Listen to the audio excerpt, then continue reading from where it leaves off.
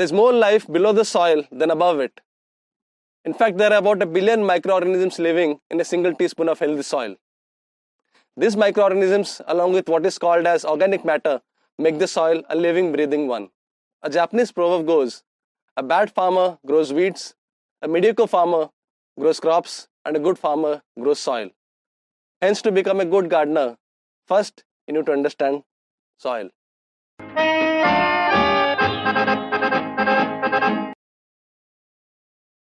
As a gardener, your main responsibility is your soil. In all forms of sustainable agriculture, the farmer acts as the guardian and the caretaker of the soil. He builds it, nourishes it, and keeps it healthy. And in return, soil grows nutritious and bountiful food. But what does growing soil really mean? To understand that, let's look at what is soil made up of. A big part of soil is air and water. Air and water in good soil can account for about 50 to 60% of the soil. Organic matter can take up to 10 to 12%, while soil organisms also are of similar order. But the biggest fraction of soil is minerals. It accounts for 30 to 40% of the soil composition. And this is what mainly determines the type or texture of the soil. Minerals in soil are nothing but weathered rock particles. They are sand, silt, and clay. Sand is the coarse grains in the soil, while silt is a sand that has been broken into smaller particles. And clay is a weathered silt which is like a fine powder. Clay has been weathered so much that its chemical and physical properties also have been altered. It holds on to nutrients and water, but too much of clay can make the soil hard and packed. The ideal soil, called loam, is a combination of about 40% of sand, 40% of silt, and 20% of clay. So that was about soil texture. But what do plants eat? Basic soil science lessons talk about the big three nutrients, which are nitrogen, phosphorus, and potassium. Plants need these in large quantities. These nutrients have different functions for a plant. The main role of nitrogen is to make the plant grow well above the soil. Phosphorus helps the plant below the soil, that is the root system.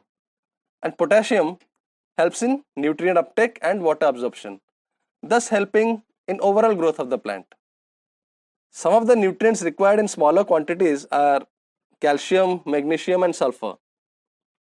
The nutrients required in even smaller quantities are called as micronutrients. Some examples are copper, boron, and zinc.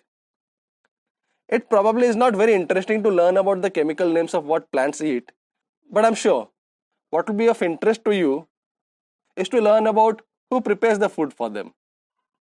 But first, let's look at how the food is cooked. Organic matter, that is anything in the soil that was earlier a living being or came from a living being or a plant, is decomposed successively.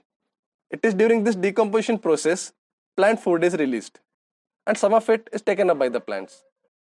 But after successive stages of decomposition, organic matter reaches a stable state called humus. And this humus has a lot of negatively charged oxygen atoms sticking out of it. Usually, nutrients are positively charged. And as opposite charges attract each other, the plant food gets stuck to the oxygen atoms. Thus, humus becomes the storehouse of plant food. And then at times, this food bond is broken and food is taken up by the plants. So now we know how food is prepared for the plants. But who cooks them? They are no one else but your friendly neighborhood bacteria and fungi. It is the soil organisms who break down organic matter to make nutrients available to plants. They break carbon bonds of organic matter to get food for themselves and in turn also release food for the plants. Primarily, the guys who munch on organic matter and break it down are worms, millipedes, bacteria and fungi, etc. Then there are guys like protozoa who also feed on the fungi along with organic matter. Then there are the big guys who mostly feed on the small guys. The small guys also feed on the big guys when they are dead. So all in all, there is a complex food web happening under the soil. This food web makes the soil fertile. But to reach a good stage of fertility and balance, it takes up a few years. So what happens when we add synthetic fertilizer to the soil.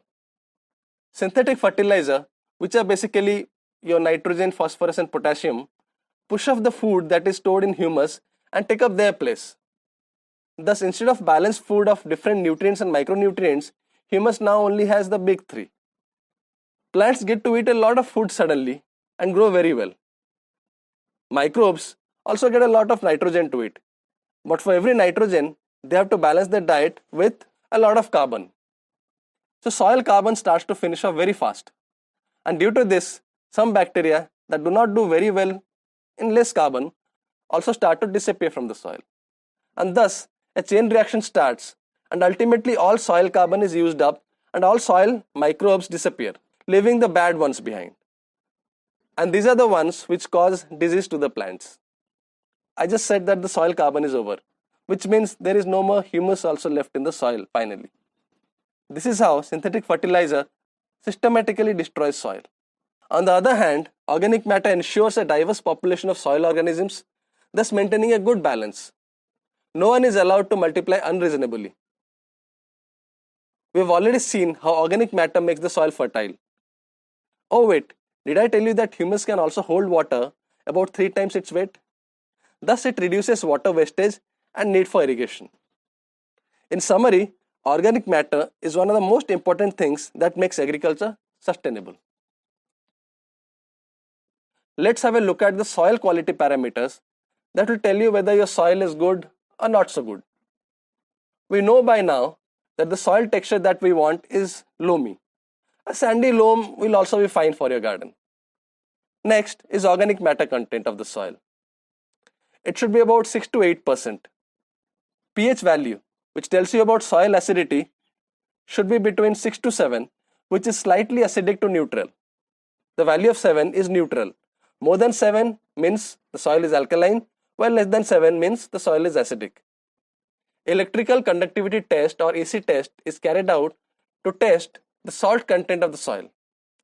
Your nutrients are salts, but salts also do build up by irrigation with water that has lots of salts. Too much salinity is bad for the plant. However, you don't need to worry too much about it, as sometimes excess salt also gets leached by water. Ideal value of EC should lie between 100 to 600 millisiemens per meter. The positively charged nutrients are called cations, and the presence of humus and clay makes it possible for them to be stored. CEC or cation exchange capability is an indicator of the density of these positively charged ions or cations in the soil. A value of 18 to 20 centimoles per kg is an excellent CEC value of the soil. There are cheap and portable equipments available to measure the pH and EC of the soil, but CEC needs to be determined in a lab. However, you can do a simple soil test without any equipment to find out the texture of the soil, and this will be demonstrated in a separate video. So now, looking at what really constitutes the soil and how nutrient is cycled, here is a summary. First, soil should be close to being loamy. You must create conditions for soil organisms to thrive. You can do that by adding all kinds of organic matter. This will create a balance in soil food web. So now we also understand how synthetic fertilizers make the soil dead, and in contrast, how organic matter actually builds and maintains a soil. And lastly, don't stress about getting your soil tested in a lab. If you are doing your basics right, you don't need to worry about it. However, it is good to invest in a pH and EC meter, by using which you get a better understanding of the soil.